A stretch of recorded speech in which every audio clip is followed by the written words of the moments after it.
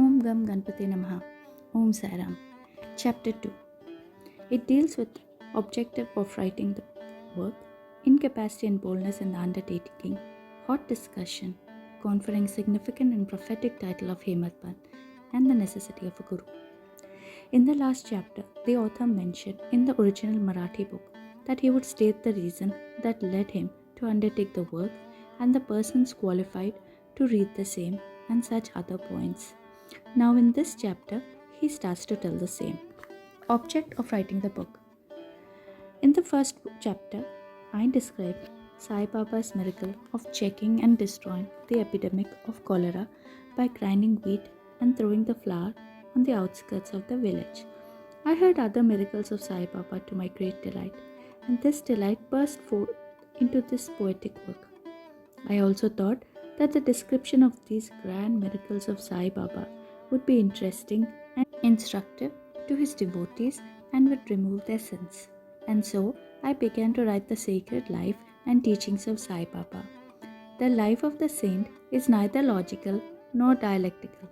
It shows us the true and great path. Incapacity and boldness in undertaking the work. Hemat Pant thought that he was not a fit person to undertake the work. He said, I do not know the life of my intimate friend, nor do I know my own mind. Then how can I write the life of a saint or describe the nature of incarnations, which even the Vedas were unable to do? One must be a saint himself before he could know other saints. Then how can I describe their glory? To write the life of a saint is the most difficult, though one may as well measure the depth of the water of the seven seas or enclose the sky with cloth trappings. I knew that this was the most venturesome undertaking, which might expose me to ridicule. I therefore invoked Sai Baba's grace. The premier poet saint of Maharashtra, Sri Gyaneshwar Maharaj, has stated that the Lord loves those who writes the lives of saints. And the saints also have a particular method of their own of getting the service which the devotees long for, successfully accomplished. The saints inspire the work. The devotee becomes only an indirect cause or instrument to achieve the end. For instance, in 1700 Shaka year, the poet Mahipati aspired to write the lives of saints. Saints inspired him and got the work done. So also in 1800 Shaka year, Das Ganu's service was accepted. The former wrote 4 works, Bhakta Vijaya, Shanta Vijaya, Bhakta Leelamrit and Shanta Kathamrit, while the latter wrote 2, Bhakta Leelamrit and Shanta Kathamrit, in which the lives of modern saints were described. In chapters 31, 32 and 33 of Bhakta Leelamrit and in chapter 57 of Shanta Kathamrit, the sweet life and teachings of Sai Baba are very well depicted. These have been separately published in Sai Leela magazine numbers 11 and 12, volume 17.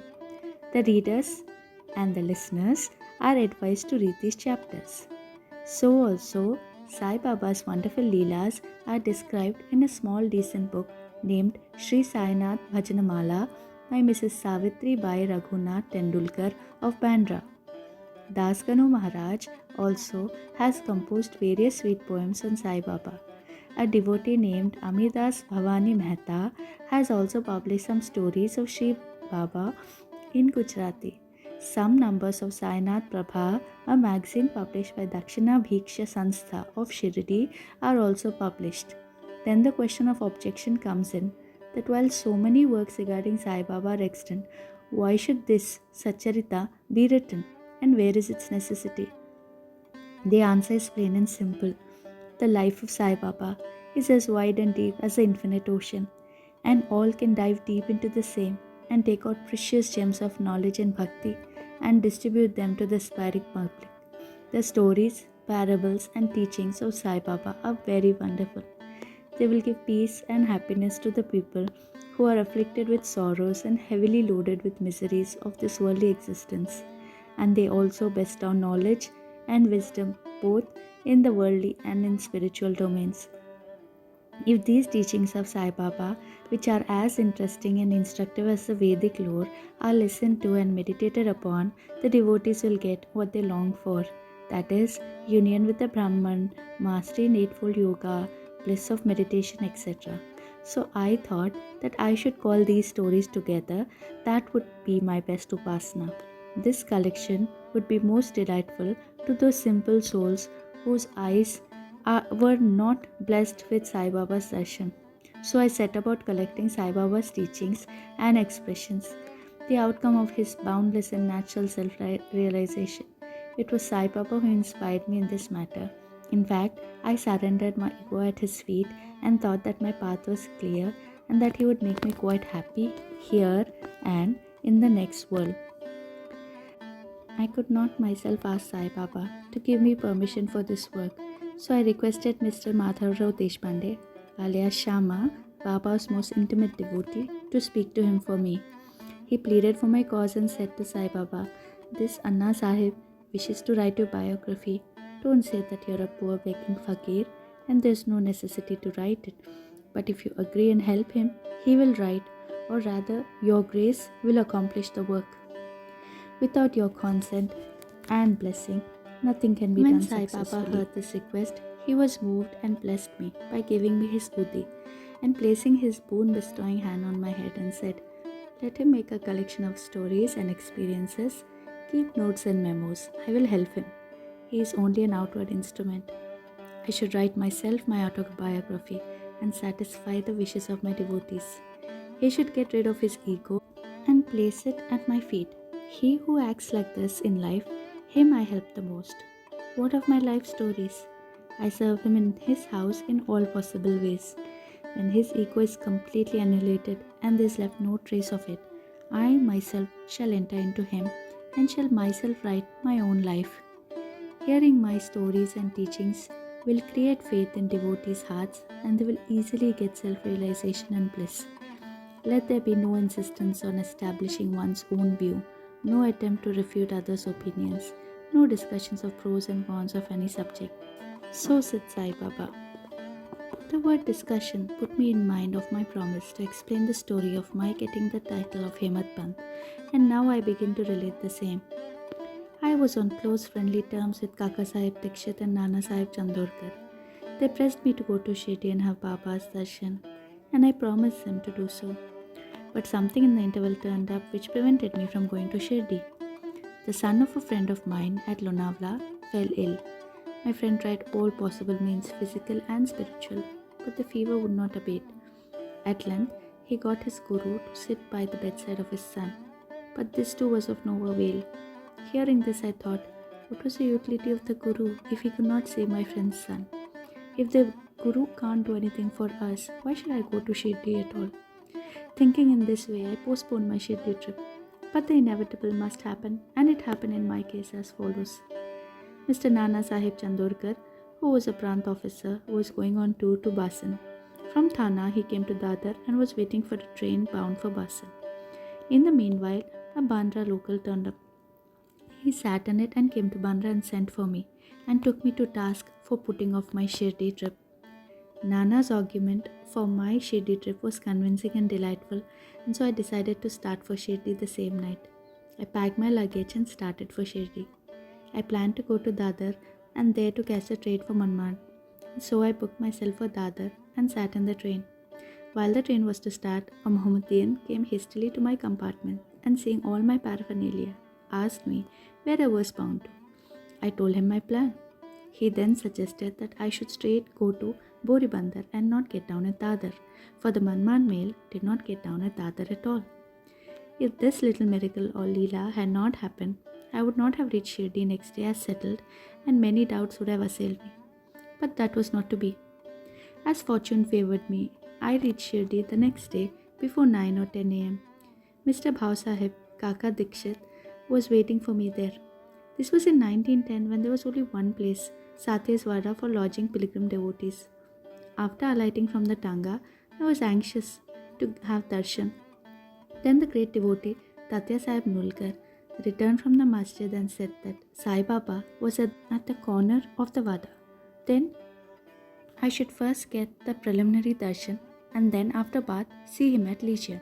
Hearing this, I ran and prostrated before Baba, and then my joy knew no bounds. I found more than what Nana Chandorkar had told me. All my senses were satisfied, and I forgot my thirst and hunger. The moment I touched Sai Baba's feet, I began a new lease of life. I felt myself much obliged to those who spurred and helped me to get the darshan, and I consider them as my real relatives, and I cannot repay their debt. I only remember them and prostrate mentally before them. The peculiarity of Sai Baba's darshan, as I found it, is that by his darshan our thoughts are changed, the force of previous actions is abated, and gradually non-attachment of dispassion towards worldly objects grows up. It is by the merit of actions in many past births that such darshan is got. And if only you see Sai Baba, really all the world becomes or assumes a form of Sai Baba. Hot discussion. On the first day of my arrival in Shirdi, there was a discussion between me and Bala Sahib Bhate regarding the necessity of a guru. I contended, why should we lose our freedom and submit to others? When we have to do our duty, why a guru is necessary? One must try his best and save himself. What can the guru do to a man who does nothing but sleeps indolently? Thus I pleaded free will, while Mr. Bhate took up the other side, that is, destiny, and said, whatever is bound to happen must happen. Even great men have failed. Man proposes one way, but God disposes the other, contrary way. Brush aside your cleverness, pride, or egoism won't help you. This discussion, with all its pros and cons, went on for an hour or so, and as usual, no decision was arrived at. We had to stop the discussion ultimately as we were exhausted. The net result of this was that I lost my peace of mind and found that unless there is a strong body consciousness and egoism, there would be no discussion. In other words, it is egoism which breeds discussion. Then, when we went to the masjid with others, Baba asked Kaka Sahib Dikshit the following: what was going in the Sateswara? What was the discussion about? And staring at me, Baba further added, what did the Semakpan say? Hearing these words, I was much surprised. The masjid was at a considerable distance from Sateswara, where I was staying and where the discussion was going on. How could Baba know our discussion unless he be omniscient and inner ruler of us all? Significant and prophetic title. I began to think why Sai Baba should call me by the name Hematpan. This word is a corrupt form of Hematripant. This Hematripant was a well-known minister of the kings Mahadev and Ramdev of Devgiri of the Yadav dynasty. He was very learned, good-natured, and the author of good works, such as Chaturvarga Chintamani, dealing with spiritual subjects, and Raj Prashasti. He invented and started new methods of accounts and was the originator of the Modi, that is, the Marathi shorthand script.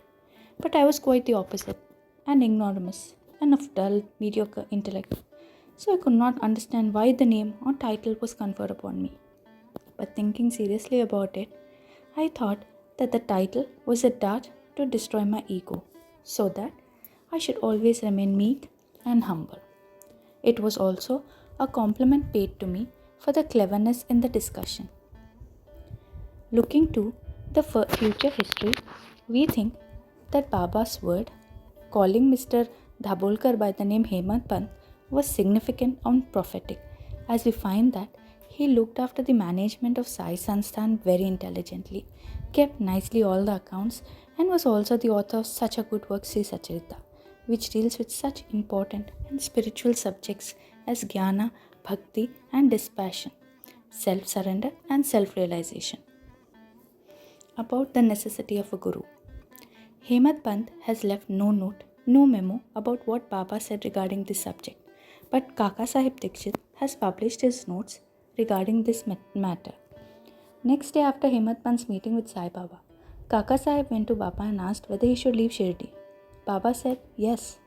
Then someone asked, Baba, where to go? Baba said, high up. Then the man said, how is the way? Baba said, There are many ways leading there. There's one way also from here, Shirdi. The way is difficult. There are tigers and wolves in the jungles on the way. I, Kaka Sahib, asked, "But Baba, what if we take a guide with us?" Baba answered, "Then there's no difficulty. The guide will take you straight to your destination, avoiding wolves, tigers, and ditches. On the way, if there's no guide, there's a danger of you being lost in the jungles or falling into ditches." Thus said Baba. Mr. Dabholkar was present on this occasion, and he thought that this was the answer Baba gave to the question whether Guru was a necessity, and he thereupon took the hint that no discussion of the problem, whether man is free or bound, is of any use in spiritual matters. But, on the contrary, real Paramatma is possible only as a result of the teachings of the Guru, as is illustrated in this chapter of the original work in the instances of great avatars like Rama and Krishna, who had to submit themselves to their Gurus, Vashishta and Sandipani, respectively, for getting self-realization, and that the only virtues necessary for such progress are faith and patience. Bow to Sri Sai, peace be to all. Thus ends chapter 2. Om Sai Ram.